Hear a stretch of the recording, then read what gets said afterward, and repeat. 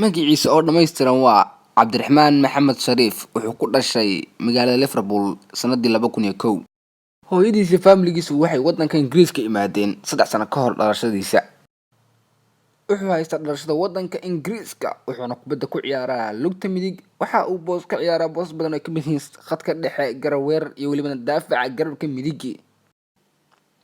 Macallinkii hore ee kooxda Liverpool Under 18 Stephen Gerrard oo markaa hadlayay Cabdishariif ayaa waxa uu yidhi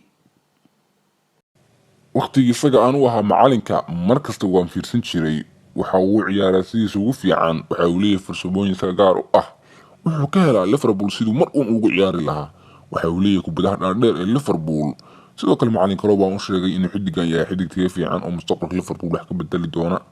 waxa sidaas yidhi macalinkii hore kooxda kubadda cagta Liverpool Under 18 ee Stephen Gerrard haddana maamula kooxda Rodgers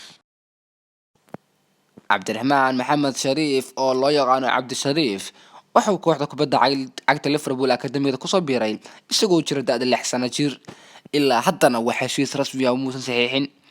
Cabdishariif wuxuu Liverpool Under 18 ku soo biiray bishii July 2017 oo ilaa hadda ka mid yahay. Cabdiyare wuxuu Liverpool ciyaareedka u saftay 14 kulan wuxuu dhaliyay 1 gool wuxuuna caawiyay 4 gool wuxuu ka ciyaaray 6 boos oo kala duwan seasonkan socday sidoo kale wuxuu kula guuleystay kooxda Liverpool Youth Cup-ka markaas oo Liverpool aysan ku guuleysan 11 sano waxaana ka caawiyay isaga jiilka cusub ee Liverpool u soo baxay marka waqtigaas marka caad u bilaabma Cabdiraxmaan waxa la hordhigi doonaa dalab dhan 30 milyan ku kici doona kaas oo Liverpool uu ku joogo doono 5 sano